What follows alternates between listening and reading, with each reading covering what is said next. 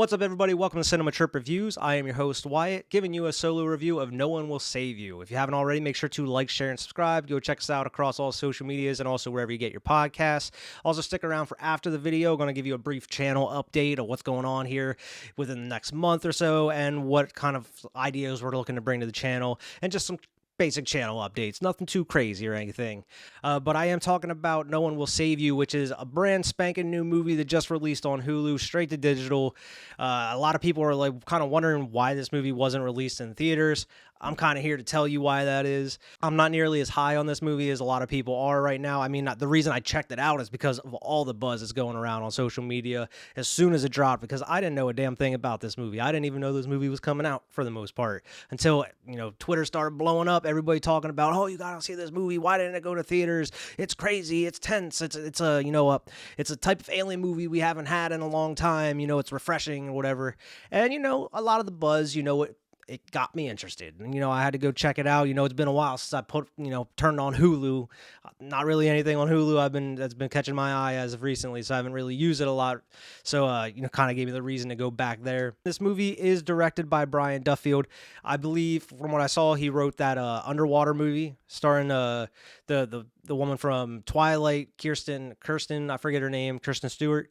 It was pretty good. I actually liked that movie. It was a cool monster flick under the ocean. Definitely recommend go check that one out. We don't have a review of that one, possibly in the future. This movie does star Caitlin Dever as the main character of Brynn in this movie. There's really nobody else mentioning because this movie is solely pretty much on her this whole time. And the big thing about this movie is there's barely any talking in this movie. There's barely any dialogue at all. I mean, there's maybe like one sentence. There's maybe one bit of dialogue.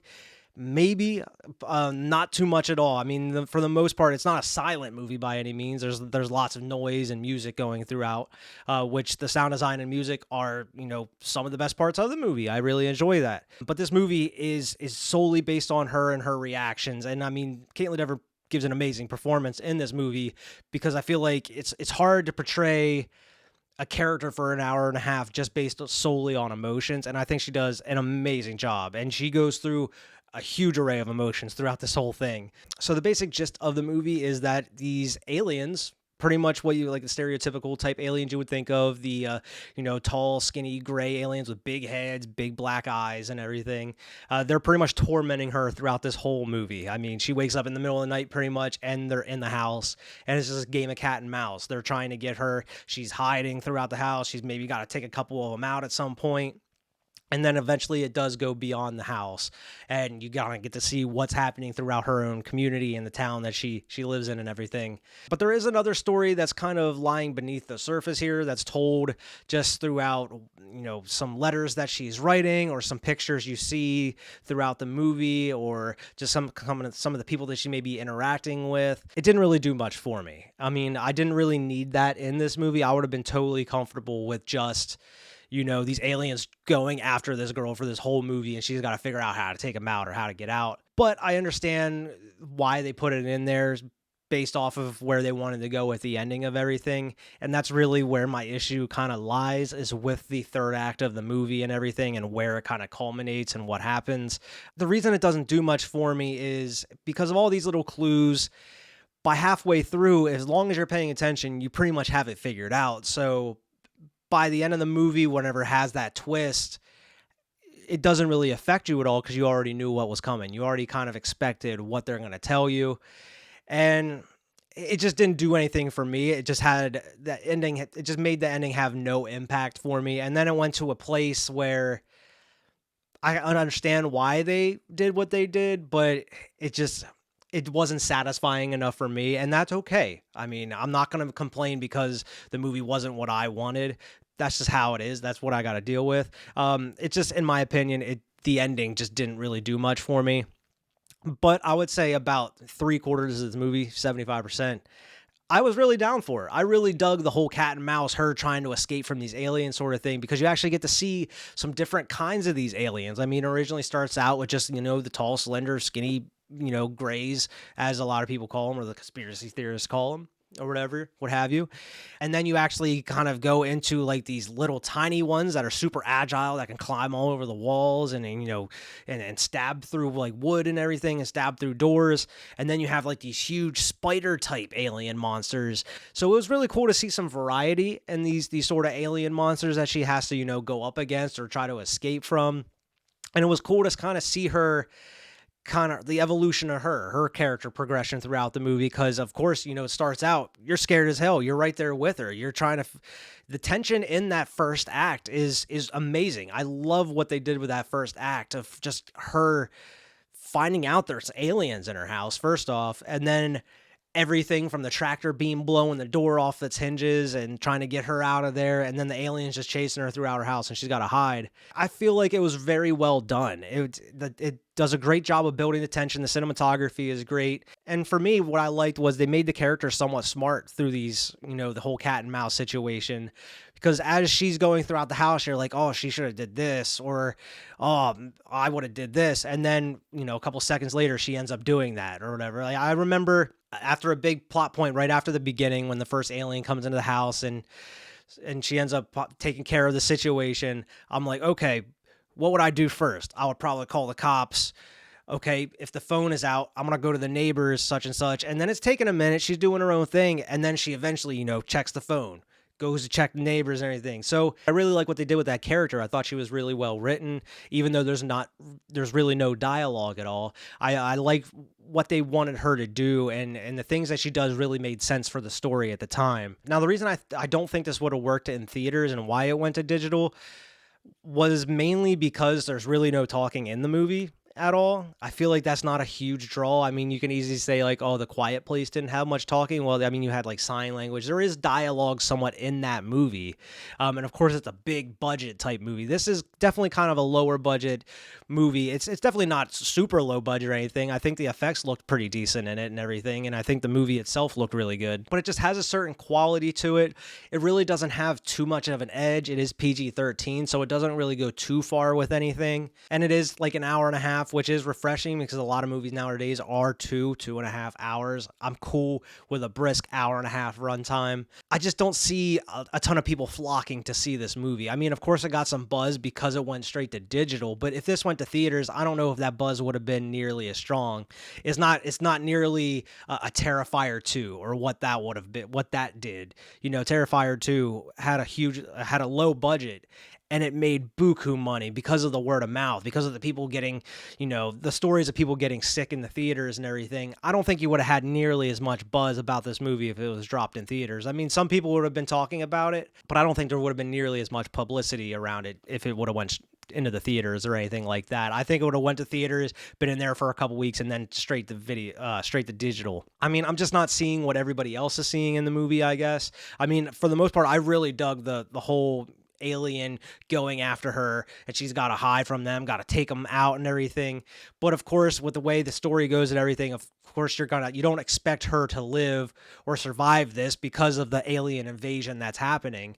But you're in for the ride of her trying to escape and trying to get away. But the direction that they went with it, I wasn't a huge fan of, and the way that they made that underlying story kind of the main story by the end of it, I just didn't buy into. But I mean, for those who did like it, I'm glad you really enjoyed it. It seemed like a lot of people are enjoying it based off of it being, one of the number one searched movies right now, and one of of course, the number one movie on Hulu. I'm pretty sure. I mean, I think it was a solid movie overall. I don't think it was anything like amazing or it's a must watch or anything like a lot of people are talking about. I think it was very solid effort. I don't think it was bad by any means. I do recommend it for those who haven't seen it. It was definitely an interesting take on like the home invasion genre and the alien genre, and what they did with that. But I just really wasn't a fan of like the last 10-20 minutes of the movie itself. This movie is on Hulu though. I do give it a solid recommendation. Just go in there, just kind of lower your expectations a little bit. Don't be riding off of the high that everybody's feeding you on X or Twitter or Instagram or what have you. It is a solid movie. I don't believe the hype or it is as good as everybody is saying it is. I think they could have went a little farther with it at certain points. Did it need an R rating? No, I don't think it needed an R rating. I think it would have been. I think it's fine as a PG-13. I just wish they would have did some more with the town or the townspeople, or just did some more with the aliens and her in general, other than just going from the house to the town and back to the house, and then of course everything that happens at the end of the movie. I think it was a good starting point. Maybe if they do a sequel at some point, maybe not involving that character that they follow in this one, but maybe if they get a bigger budget and they're able to do some more stuff with it, I'm eager to see that. I feel like the potential was there. I just feel like more could have been done with that ending than what they initially planned, but that's just my opinion. I mean, that's just how it is, and I'm sure a lot of people like the ending, and if you like the ending, definitely leave a comment telling me what you liked about it. I definitely like reading the comments and interacting with everybody in the comments as well, so definitely let me know what you liked or didn't like about the film. I usually give it like a buy it, rent it, or miss it. Since you can't really buy it, I mean, I would say it's a solid rent it, I guess. I wouldn't say miss it by any means. I think it's a solid flick. Just don't buy in all the hype, because you may go in there like I was, like, okay, this sounds like a fucking awesome movie. I'm expecting to blow my socks off. And it was good for the most part. It just wasn't nearly as good as everybody else was saying, which, that's the case with a lot of things. So last thing on the agenda here is some channel updates. What's happening with Cinema Trip reviews going forward. And that is our Halloween Spooktacular 2023. I'm sorry for those who have been watching the channel over the past year or so. Normally I do like some kind of Halloween promo video, kind of spoofing a movie of some sort.